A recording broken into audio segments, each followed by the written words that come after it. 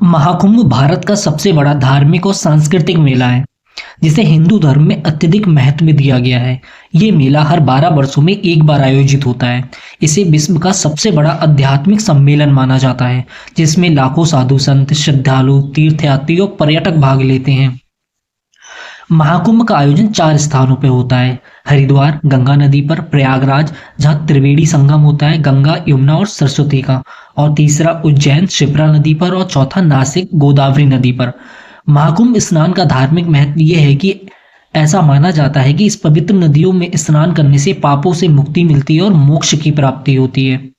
समुद्र मंथन के दौरान अमृत कलश कुंभ के लिए देवताओं और असुरों के बीच संघर्ष होता है, जिसमें भगवान विष्णु ने इस अमृत कलश को 4 स्थानों पर रखा: हरिद्वार, प्रयागराज, उज्जैन और नासिक। यही कारण है कि इन 4 स्थानों पर कुंभ मेले का आयोजन किया जाता है। हर 6 वर्षों में हरिद्वार और प्रयागराज में अर्ध कुंभ आयोजित होता है। हर 12 वर्षों में हरिद्वार, प्रयागराज, उज्जैन और नासिक में पूर्ण कुंभ का आयोजन होता है। महाकुंभ हर 144 वर्षों में प्रयागराज में आयोजित होता है, जो इस बार चल रहा है। कुंभ मेले की तिथियां ग्रहों की स्थिति के आधार पर तय होती हैं। सूर्य और बृहस्पति की विशेष स्थिति के अनुसार आयोजन होता है। साधु संतों और अखाड़ों की विशाल उपस्थिति उपस्थित होती है। नागों साधुओं का विशेष स्नान समारोह होता है। इसमें आध्यात्मिक सभा होती है, जिसमें साधु संतों और अखाड़ों की विशाल उपस्थिति होती है। शाही स्नान होता है, जिसमें नागों साधुओं का विशेष स्नान समारोह होता है। धार्मिक प्रवचन, संगीत और सांस्कृतिक कार्यक्रमों का भी आयोजन किया जाता है। यज्ञ, हवन और धार्मिक अनुष्ठान का भी आयोजन किया जाता है। धार्मिक मान्यता के अनुसार इसमें मोक्ष की प्राप्ति होती है, मानसिक शांति और आत्मिक संतोष प्राप्त होता है। भारतीय संस्कृति का गहन अनुभव प्राप्त होता है। महाकुंभ में जो भगदड़ हुई, प्रशासन द्वारा भगदड़ के निम्नलिखित कारण बताए गए हैं। प्रशासन ने अनुमान से अधिक संख्या में श्रद्धालुओं को पहुंचने का सही आकलन नहीं किया। रिपोर्ट के अनुसार लगभग 7.5 करोड़ लोग शाही स्नान में उपस्थित हुए, जबकि प्रशासन ने केवल 5 करोड़ लोगों की ही व्यवस्था की थी। संगम क्षेत्र में प्रवेश और निकासी के रास्ते संकरे थे, जिससे लोगों की आवाजाही बाधित हुई। श्रद्धालुओं को नियंत्रित करने के लिए लगाए गए बैरिकेड्स कई जगह से टूटे हुए थे। बैरिकेड्स टूटने के बाद श्रद्धालुओं में अफरा तफरी मच गई।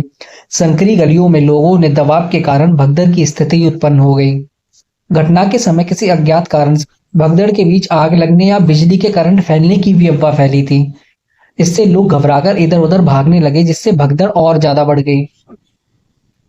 पहले से चेतावनी के बावजूद आवश्यक सुरक्षा उपाय नहीं किए गए। सीमित संख्या में पुलिस बल तैनात था, जो स्थिति को संभालने में असमर्थ रहा। आपातकालीन सेवा की तैनाती में भी देरी हुई। शाही स्नान का दिन हिंदू धर्म में अत्यधिक शुभ माना जाता है। लोग समय पर संगम पहुंचने के लिए धक्का मुक्की करने लगे।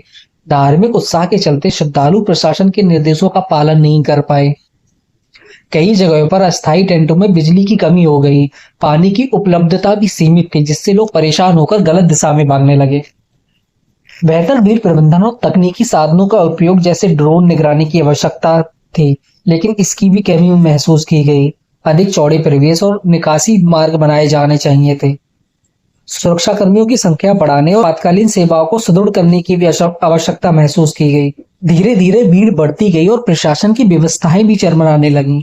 त्रिवेणी संगम के पास लगाए गए बैरिकेड श्रद्धालुओं की भारी दबाव को सहन नहीं कर पाए। अचानक कुछ श्रद्धालु बैरिकेड्स फाड़ने की भी कोशिश करने लगे। इस कोशिश ने पूरे क्षेत्र में अफरा तफरी सी मचा दी। भीड़ के बीच धक्का मुक्की बढ़ गई। लोग एक दूसरे को पीछे धकेलने लगे। कई लोग फिसलकर नीचे भी गिर गए और उनकी हड्डियां तक टूट गईं। पानी के रास्ते पहले ही बंद कर दिए गए थे, जिससे भगदड़ के दौरान निकलने का कोई सुरक्षित मार्ग नहीं बचा था। प्रत्यक्षदर्शियों के अनुसार कई श्रद्धालुओं का दिल का दौरा भी पड़ा। लोगों के चीखने चिल्लाने की आवाज पूरे क्षेत्र में गूंजने लगी। एक अस्पताल के डॉक्टर ने बताया कि उनके पास लाए गए अधिकांश पीड़ितों की हालत गंभीर थी। कुछ की पसलियां भी टूट गई थी, तो कुछ ने दम भी तोड़ दिया। इस त्रासदी के बाद प्रयागराज की ओर जाने वाली सभी प्रमुख सड़कों को अस्थायी रूप से बंद कर दिया गया। प्रशासन ने स्थिति को संभालने के लिए तत्काल आपातकालीन सेवाओं को भी सक्रिय किया। उत्तर प्रदेश सरकार ने इस हादसे के बाद सुरक्षा प्रबंधन को और सुदृढ़ करने के लिए कई कदम उठाए। मुख्य सचिव और पुलिस महानिदेशक ने भी भगदड़ की जांच का जिम्मा संभाला।